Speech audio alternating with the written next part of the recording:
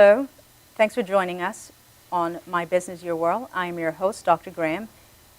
This week, our special guest is Mr. Nathan Jackson. But a little bit about our company. We're a management consulting firm that specializes in business operation. Our goal is to help businesses become more successful and profitable by identifying the key needs of the organizations that we work with. Mr. Jackson comes to us today from a number of different backgrounds. Upon graduating Copiague High School with Regents Diploma and failing numerous armed services physical, Mr. Nathan J. Jackson Jr. began his long odyssey of college life. He attended a variety of colleges and trade school in New York City, Washington, D.C., Los Angeles, California, and Long Island. Despite the appearance of being a professional student, Mr. Jackson was able to build his character while simultaneously building community-based programs on Long Island, in Washington, D.C., and Los Angeles. The combination of traditional educational environment and real-life professional experiences equipped him to venture into journalism. For Mr. Jackson, journalism is the bastion of the First Amendment, the one true evidence of a free society. Mr. Jackson began writing for the local newspaper, most notable, the Long Island Black Advocate, before securing a job with New York Newsday. The job with New York Newsday was an editorial assistant, basically a clerical position that at hiring he was promised he'd never write for Newsday. Undaunted, Mr. Jackson began freelance writing for New York Newsday while executing his clerical duties until Newsday's managers yielded, and finally he was offered an official job writing for the paper. But within 2 years of amassing prodigious bylines, buyouts were offered and the paper sold. His next manifestation saw him taking on the role at Todd Shapiro Associates, the largest and most successful PR company on Long Island. Within a year, he was vice president of TSA and president of TSA Entertainment. While honing in his PR skills and expanding his professional network, Mr. Jackson found community service was still in his blood, and he sought ways to bring his skills to the unsung heroes who make our society functional and healthy. Mr. Jackson, thank you for joining us. My pleasure. Thank you for having me. So, what's going on in this community-based program? Tell me a little bit about that. Let's jump into that a little bit. Okay. The program is called the New York Youth Club, and it's a very unusual business model. I was introduced to them as a PR professional.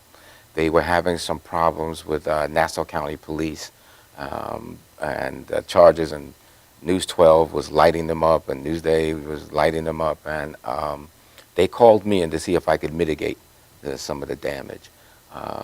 Got to like them, love them, got to know how they do their stuff, and I gave them a lot of good advice, and we sort of parted in time when the job was fairly much completed. But within a year, the director, who I had, it was my suggestion that they get a new director, decided to leave, and they called me up and asked me if I would do it.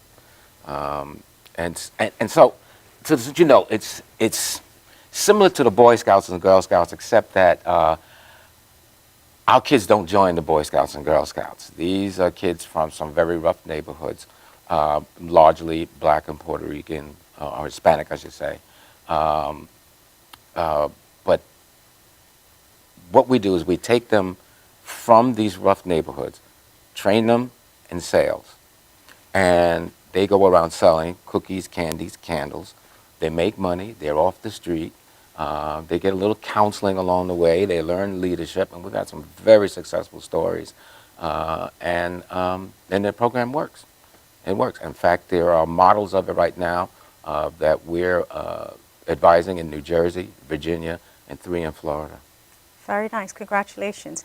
Now, what age do they enter into this program? The state laws say that they can start at 12. Okay.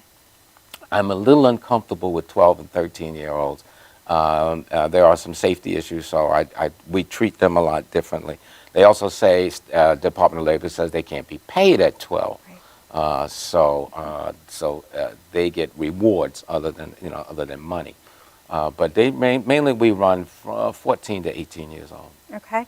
Now, how many days a week is a program for? It's 7 days. 7 days? 7 days. Now, What the are the teenagers hours? don't come all 7 days, but there's an opportunity to come 7 days. I mean, the crew managers themselves might work 5 days. Sometimes would work 6. But kids need time to study. They need time to be with their families. They need Right. time to rest. We don't work them like that. So a crew manager may have 20 kids in his crew, but he's only taking 8 to 10 at a time out. Okay. Now, what are the hours that they usually work with During the them? week, it's 4:30 to To 8:30, 8, okay. and weekends is 11 in the morning to 8. All right. I want to jump in a couple of different things with this, and one of the things, I have a personal development program that I'm running. This is more geared towards women, but looking at a program such as this, it also is going to help to prepare them for what the job market is and some opportunities that they don't usually or typically looking at, and get them excited about those opportunities, because oftentimes there's a stigma that because you're in a certain neighborhood and it's pretty rough, that it's hard for you to go out and actually become very successful. I applaud that and welcome it. We're setting up programs right now where I'm going to have people coming in, such as attorneys. I've got people coming in who specialize in resume writing and things like that. I want them to have a full perspective, of what life is after New York Youth Club. Yes. But now some of them go on to be crew managers themselves. In fact, all of our crew managers were from the program. But we have a lot of others that are, in banking and medicine, they've gone on to do other things. It's very nice. How long has the program been in place? The one in New York right now has been here about 15 years, but there have been models of this going on for the last 30 years throughout the country. Okay. Now, what got you involved and started in this? And it's been something that's in your bloodline. You've been doing it probably since you're in school. Involved in the charity? Well, initiatives, community-based initiatives. I don't know. I've always, just had a conscience about, my community, wherever it was. I've lived in a number of places, and I've always been involved with community-based organizations. I've helped build a number of them. It's just in the blood, I guess. I never gave it a thought of why I did it.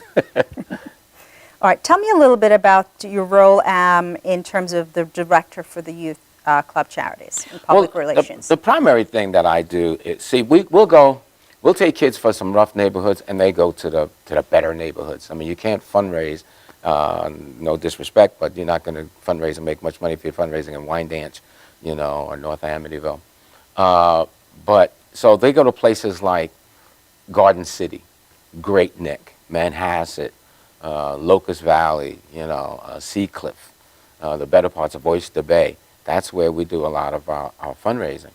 And my job is to alert all municipalities and the police that we're coming. And so I send them complete information. Transparency is so important. And the reason that it's so important is because there are a lot of gamers out there.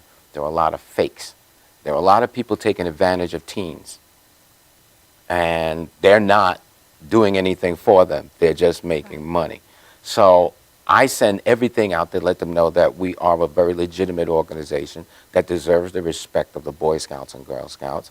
And so they get crew information, who's going to be there, what the vehicle is, vehicle ID, plate number, what time of day they're going to be there, who's the crew manager, Social Security numbers for everybody, so if they want to do research and see who's got a criminal record, because I support anything you can do to help our program. And I let them know. Now, there's also some of the municipalities require a permit. And so I apply for the permits, and they send the permits, and I make sure everybody knows that we have permits, and all of our kids carry it with them. That's very interesting, and it's very, very critical for you to have transparency Yes. in everything that you do. And it's very unfortunate that you have initiatives that are there to help the development of youth, especially if they're coming up from a challenging environment, and then it's tremendous amount of opportunity to have, take advantage of that. Tell me some of the challenges that you see or you faced in it, and we're comparing with a little bit about with the Girl Scouts and Boy Scout. I know you probably have to build more grounds to prove what the company is doing and how far the company has Absolutely, absolutely. The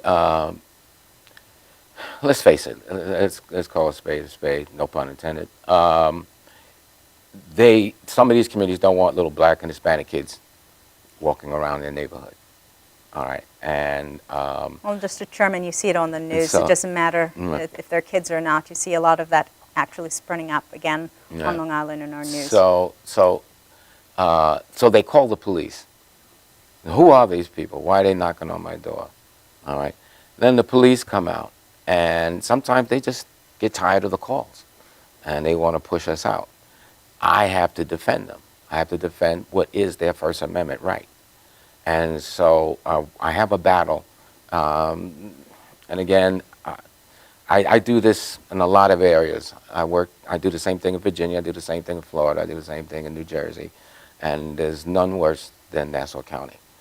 And it's been a major fight. It's gotten a lot better. I've had a lot of meetings with commanders of the precincts, and I've talked to people in other departments, and so it's gotten a lot better. But every now and then it rears its ugly head, and I have to kind of chill these people out, inform them that, this is our First Amendment right, and we have, usually we're exempt from permits because of our status, and if we're not, I make sure we have permits. Everything we do is above board. Yeah, you have to, when you're coming in under certain challenges, you make sure that you've crossed every I, dot every T more than once, twice, a couple of times. What I would like to ask a little bit about is, or talk a little bit about, is in terms of the personal development aspect of what it is that you're doing. Because now, when you look at the future, and you're looking at the business world, these are individuals that are going to be future leaders. Yes, and it's funny you said that. I had a mother call me recently of a child who had been in our program for a few years. And he's gone on to take on a very challenging sales position with a major organization. And she said, she talked to him, and she said, after being with the New York Youth Club, this is nothing for you. He said, yeah, Mom, I got this. It is challenging to do what we do. And those that stick with it build a fortitude. But more importantly, this is what I think is our greatest gift. It's not just keeping kids busy and off the street and they're not selling drugs or robbing people, or getting in other mischief. They get to see another side of life. They get to see how the other people live. They get to now to have some dreams and some ambition about, what is possible for me in my life. They get a bank account. And a lot of kids in these neighborhoods don't ever have bank accounts. They get to buy their own clothes to look the way they want to look. Some of the most successful kids do very well financially, and we have rewards for them. The ones who excel, not just selling more, but right. It's a matter of your leadership. It's a matter of your consistency. Those are the things that we do that the things they do that we reward them for. So there may be a few more dollars, or maybe we give away laptops and PCs, other tools that they can use for school, and there's a scholarship for those who excel the most. A lot of interesting thing. We're coming up on a break, and I would love to continue this discussion, because the cliche, I believe the children, the youth are our future, and this is how you're going to help to empower and grow them. So we'll be right back. Thank you again for joining us. Again, this is My Business, Your World. I'm Dr. Graham, your host. Our telephone number is 631-481-9124, or you can send us an email at info@grahamconsultingandresearch.com. Thank you.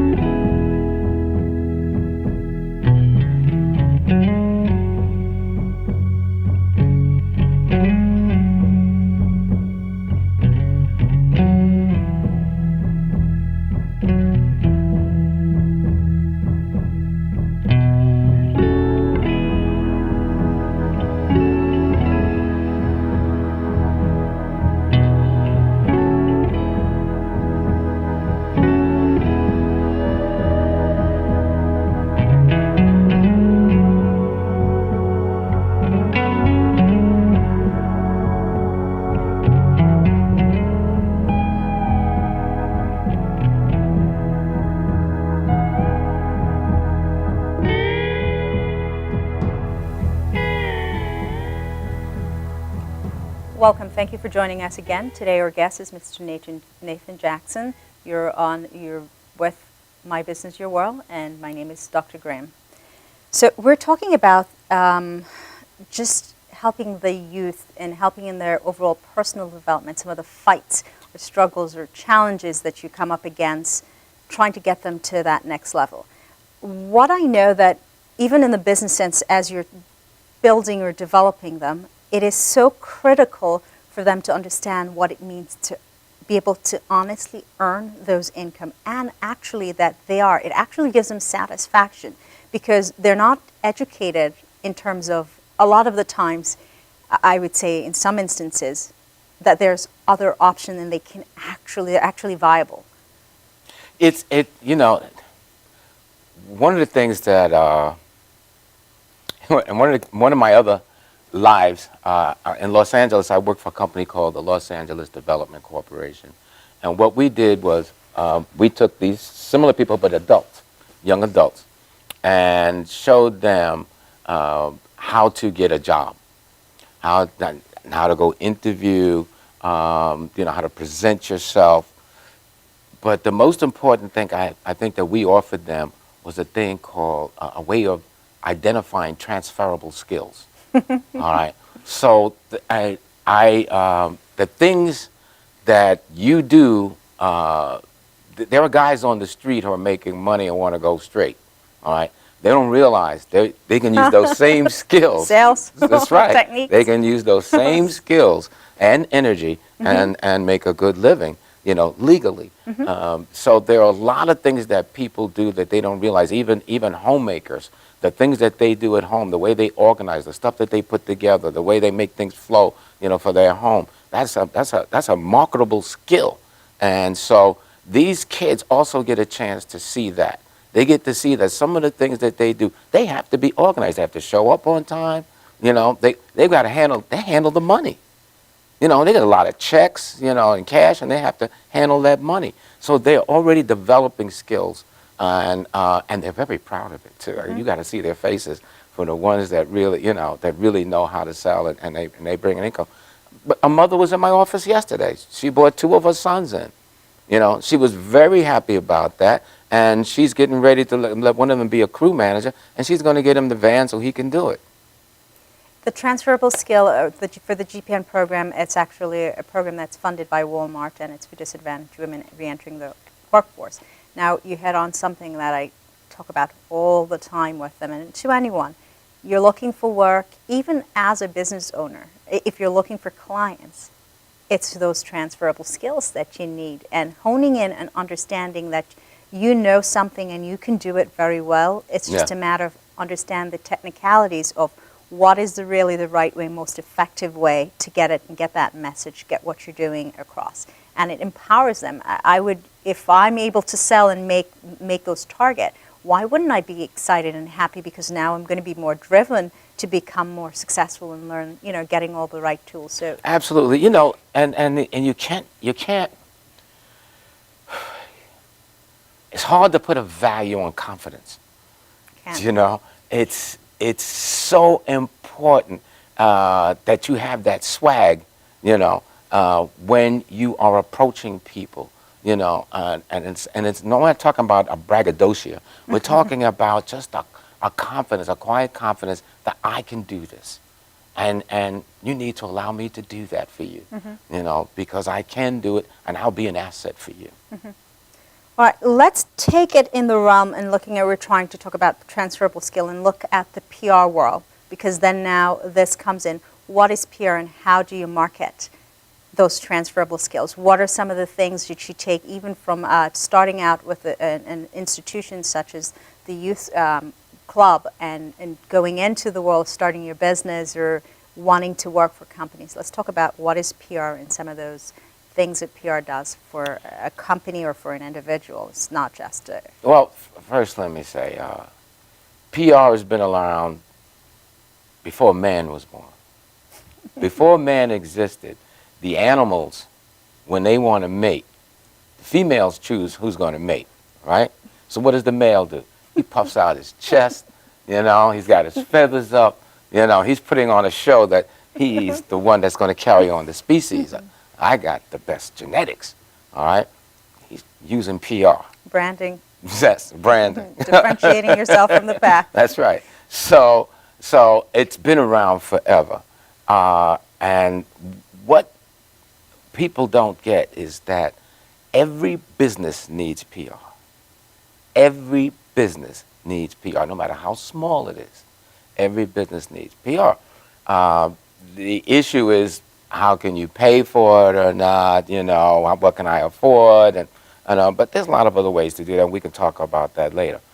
Public relations is enhancing your image to the public. It's giving them a trust in whatever it is you're selling, whatever service you're offering. You're giving them a trust. All right, you can't put a value on that. All right, if the public trusts you and what you're doing, you're guaranteed a success. All they want to know is, what I pay for, I'm going to get it. All right, so if you can take a client and give them that image, if you can brand them so that people get that and they trust them, then you've done your job. And there's a lot of different ways to do it. What makes PR significant, though, is that it's not doing it through marketing or advertising. We don't hand out brochures and we don't make pretty things for you. And what we do is we use the media, because who trusts, what do people trust more than anything else? What does the public trust? News. All right? So we use news to tell your story. And people see you on the news, they believe it. They don't know that 80% of what they see on TV comes from people like me. They think it came from the reporter or the editor that's doing the story. All right, so we use the news. It adds an air of legitimacy that you can't get any other way. That's interesting. So let's talk about, I want to go a little bit more into PR, but let's talk about what differentiated. You brought it up about what's the difference between it and its marketing and advertising, because in a sense it embodies those. So I think you get all those pieces, so then you can do, you know. There's some PR in advertising. There's some PR in marketing. Marketing is the wave today. Let's face it. You know, that's where most people are going, especially with the internet having the impact that it does. And so advertising is something you pay for. You pay for 30 seconds, a minute. You pay for so many words in the paper, or so much space in a paper or magazine, and you get to tell your story. People get to see it. You hope you dress it up enough so that it has an impact. It attracts people so that maybe it has something, some impact on them, that they want to buy your product or your service. Marketing is a way that you try to reach the masses through a variety of materials, possible materials that you will send out, brochures, letters. You know, the internet is huge for marketing right now, that you can do stuff on YouTube or all the other social networks that you can use. Facebook is now doing business marketing, you know. LinkedIn is supposed to be the Facebook for business people, you know. So there are lots of tools right now. Twitter is huge. Twitter is a monster in that Twitter is always right now marketing.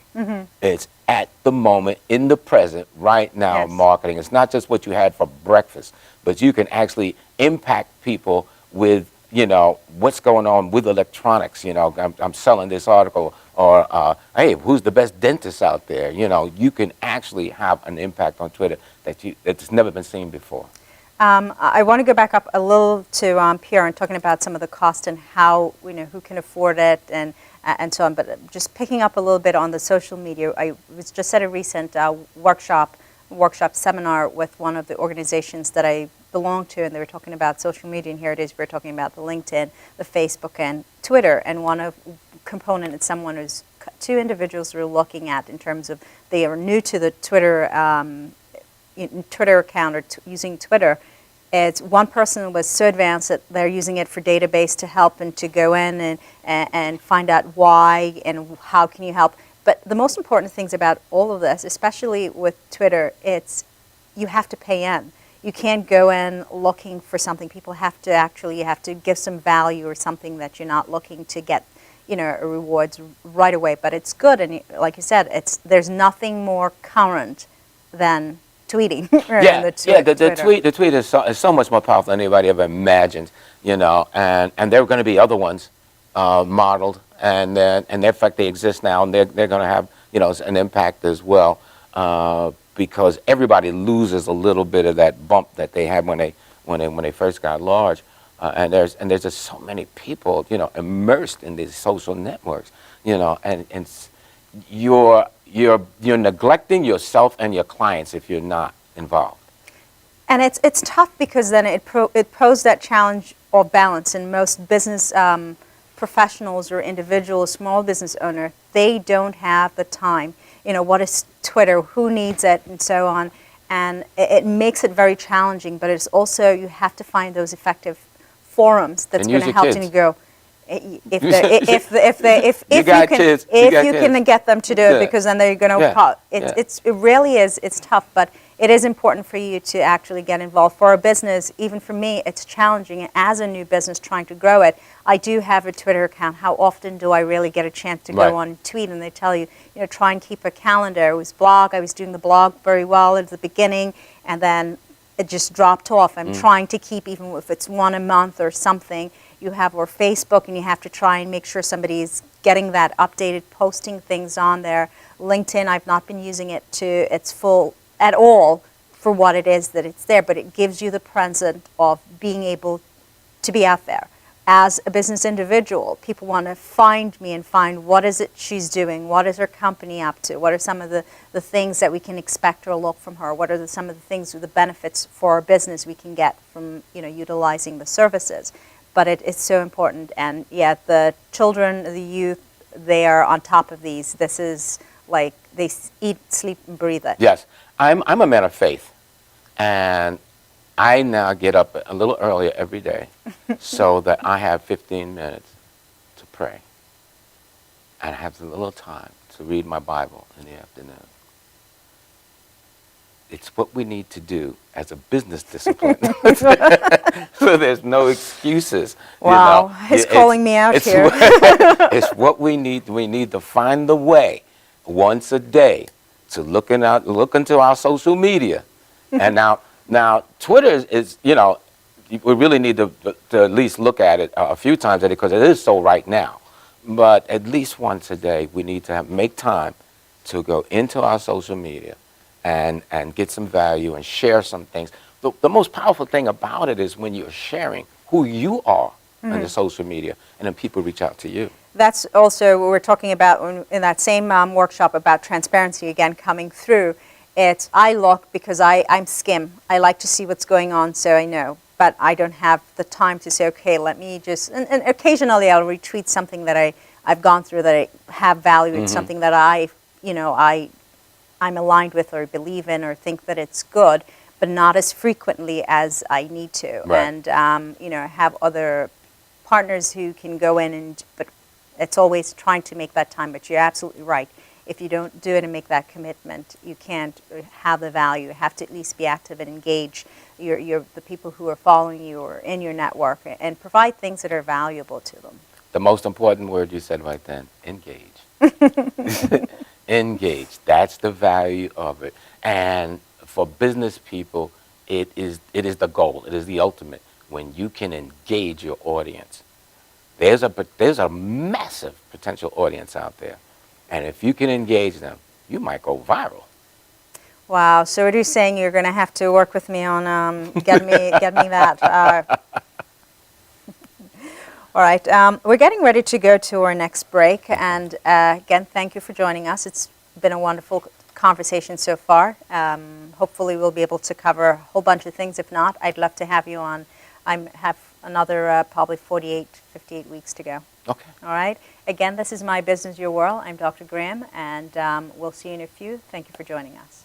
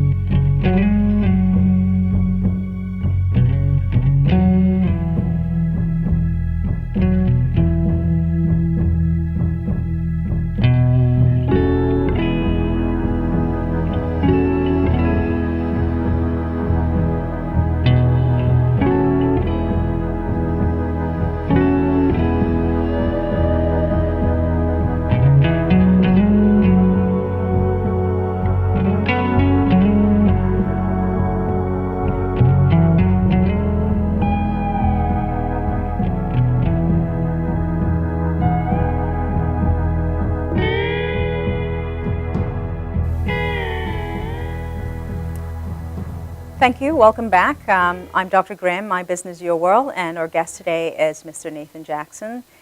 Thank you again for joining us. And we're talking about social media and all those fun things that I have to get, or we as business owners have to get involved in. Let's continue talking about the tweet. We don't have not just Twitter, but I know Twitter gives you that live up to the minute, Right. and it gets you engaged. And at least I think, as you shared, that we talked about transparency a couple of times. It is the most transparent that you can be in that short little thing. It could be a quote, like you said, you pray, you know, 15 minutes of devotion. People do whatever it is. If you're not a spiritual, you're a religious person, all the successful people will tell you that it is so, so critical and instrumental to the day, the week, and that you set time aside for that. So those little things can make You a need difference. to set time for everything. My greatest problem right now is setting time to rest. I'm working on that because the combination of running a PR business and the charities consumes a lot of time. So that what everybody needs time for rest, for well-being. That's where you recharge. You know, you can, if you don't sleep, you don't get the nutrition that you need. Your muscles don't grow. You know, you can work out all you want and lift all the weights you want and run around everything, but if you don't rest, you don't grow. So it is a very important thing that we do that.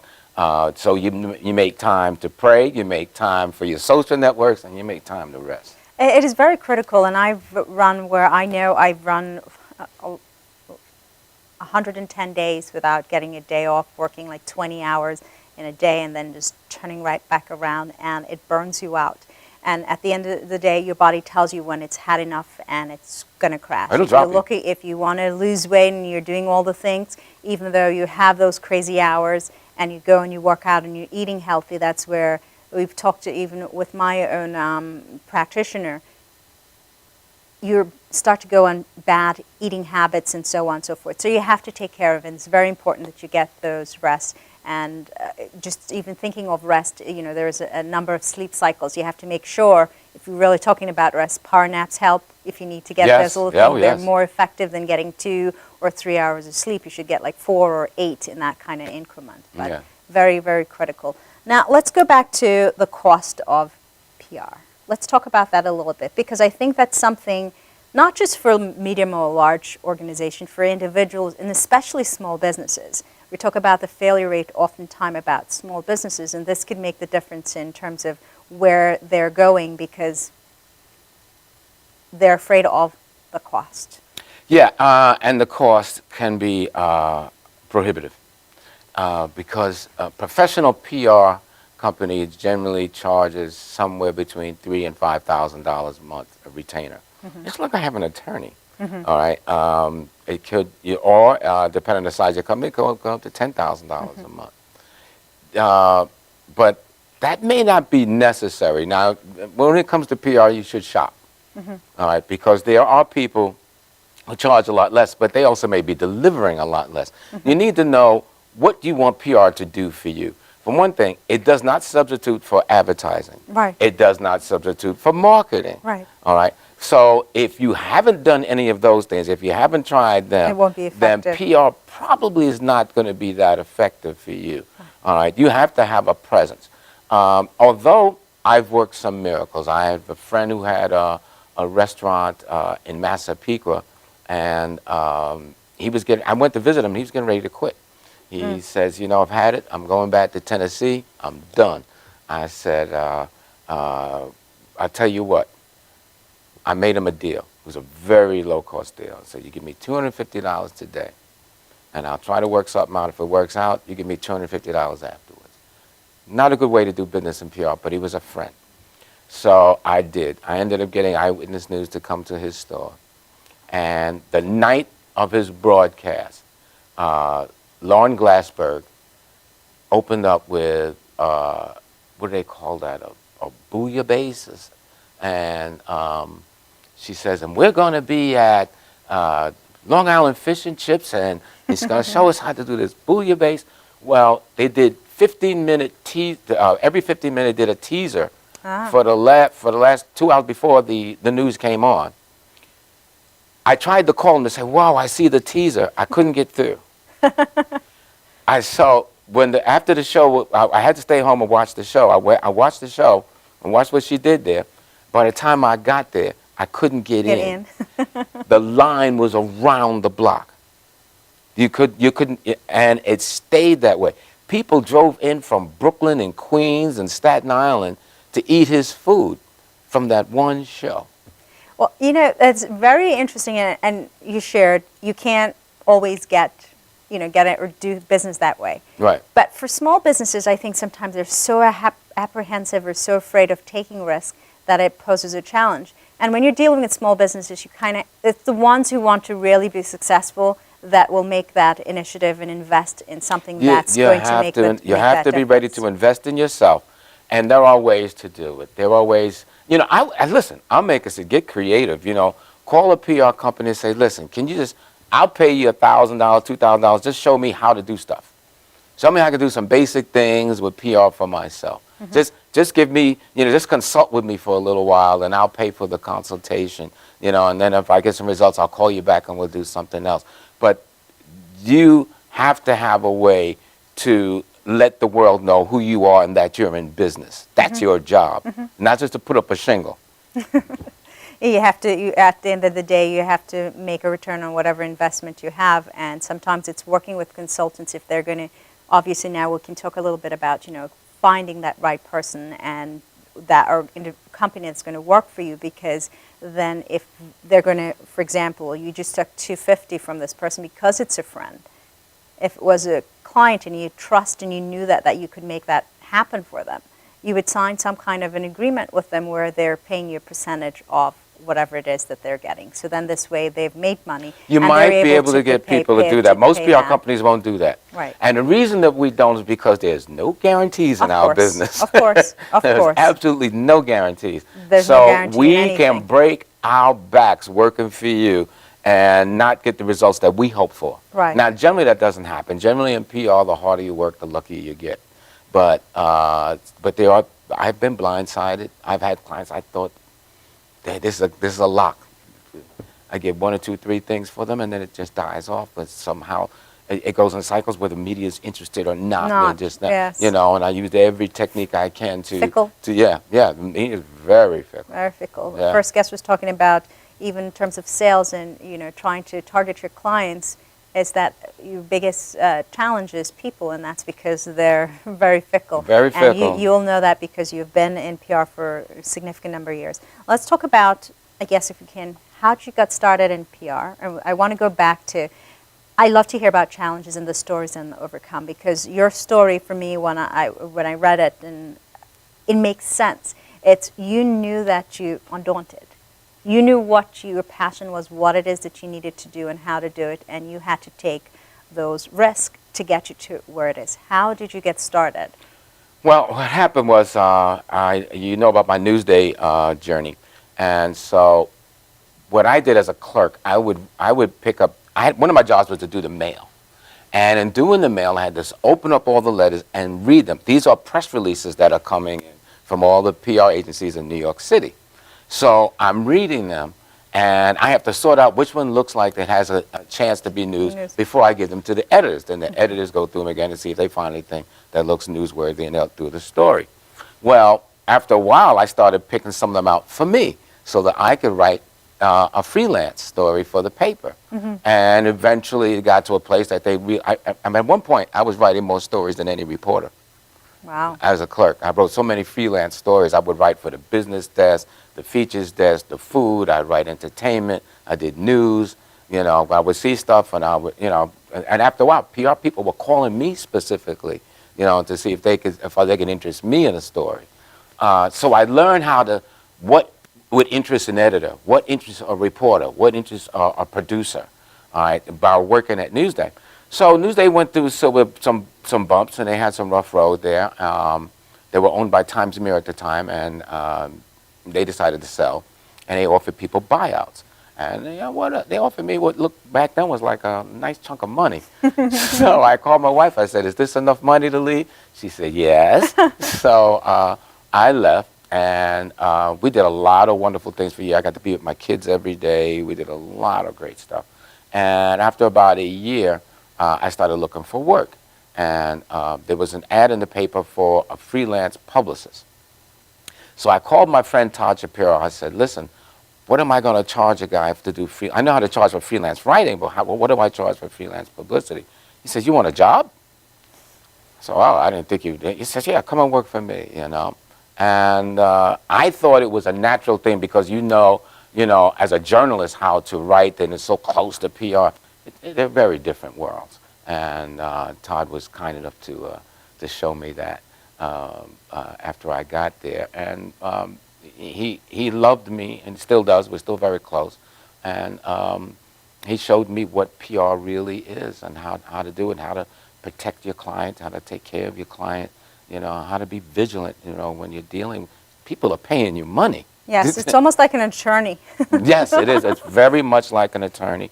You have to be, right now we work with the Hempstead School District. We work with the attorneys. Mm-hmm. We work very close with the attorneys, protecting the district and making sure the good things come out. It's interesting how you started and heading into journalism, looking at when you were getting prepared for the armed services and then heading into journalism. Was that something you always knew that you wanted to? Did you love story or try? Go ahead. I think subconsciously I always thought of myself as a reporter. Okay. I have a thing I do in my family, my kids.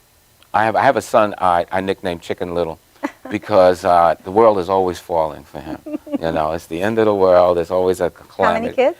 How many children? How many? 5. So the thing is, I would say that, they're not reporters. Mm-hmm. My children will come to me and tell me a situation. There's not all the facts are in there. There's a whole lot of other stuff that's mixed in with their emotions. But I've always told people exactly what is what it is. I've always seen myself as somebody who reports. And so it was there, even though it wasn't conscious, but it was there. And after I went to a lot of schools, and one of them was a media school. And I got a chance to see, what it's like to really write and have an impact. And so, that's what I ended up going towards. Now, tell me a little bit, I guess, if you can, about that Todd Shapiro transition.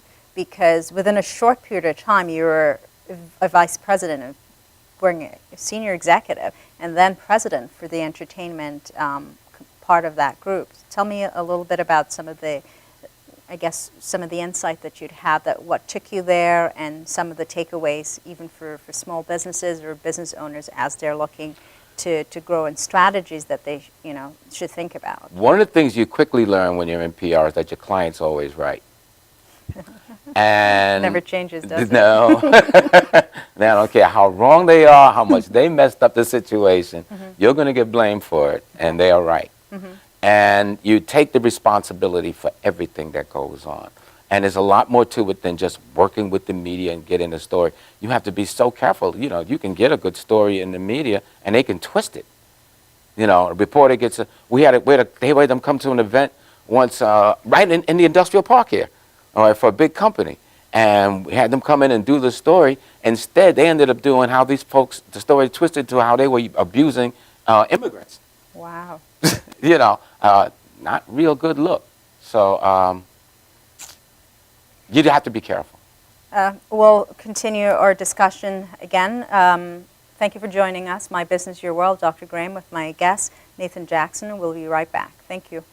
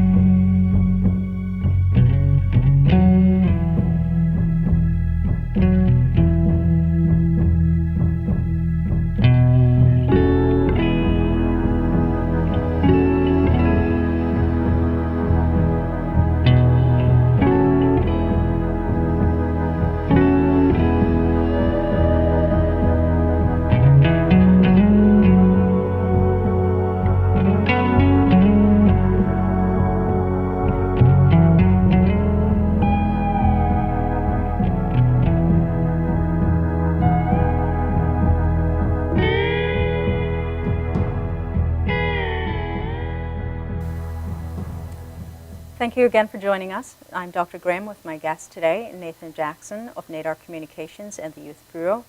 We're a management consulting firm that helps businesses to identify areas in which to become successful.